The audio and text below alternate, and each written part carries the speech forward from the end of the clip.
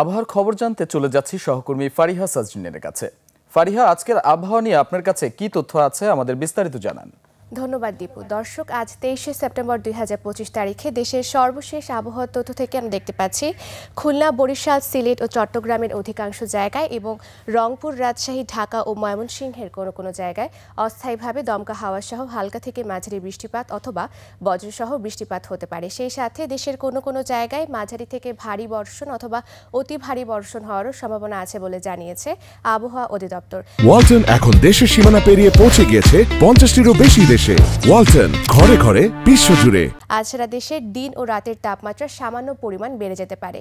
বর্তমানে উত্তর পশ্চিম বঙ্গোপসাগর ও তৎসংলগ্ন এলাকায় একটি লঘুচাপ সৃষ্টি হয়েছে, যার কারণে পরবর্তী দিনগুলোতে বৃষ্টিপাতের প্রবণতা আবারও বেড়ে যেতে পারে। সেই সাথে মৌসুমী বায়ুর অক্ষের বর্ধিতাংশ ভারতের রাজস্থান, বিহার, উত্তরপ্রদেশ, পশ্চিমবঙ্গ ও বাংলাদেশের মধ্যাঞ্চল হয়ে আসাম পর্যন্ত বিস্তৃত রয়েছে, যা বাংলাদেশের উপর মোটামুটি সক্রিয় এবং উত্তর বঙ্গোপসাগরে মাঝারি অবস্থায় রয়েছে। সেই সাথে দেশের সমুদ্র বন্দর সমূহকে 3 নম্বর সতর্ক সংকেত দেখিয়ে যেতে বলা হয়েছে।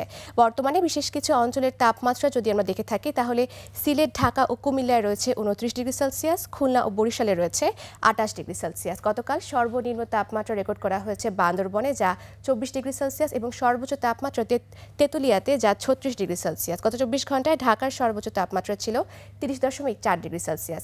আজ ঢাকার আকাশ আংশিক মেঘলা থাকতে পারে এবং দক্ষিণ অথবা দক্ষিণ পূর্ব দিক থেকে ঘন্টায় 8 থেকে 12 কিলোমিটার বেগে বাতাস প্রবাহিত হতে পারে। এবং আজ সকাল 6টা অনুযায়ী ঢাকার বাতাসের আপেক্ষিক আর্দ্রতা নির্ণয় করা হয়েছে 93%। দর্শক, এ ছিল আমাদের আজকের আবহাওয়ার তথ্য। ফিরে যাচ্ছে দীপুর কাছে। দীপু।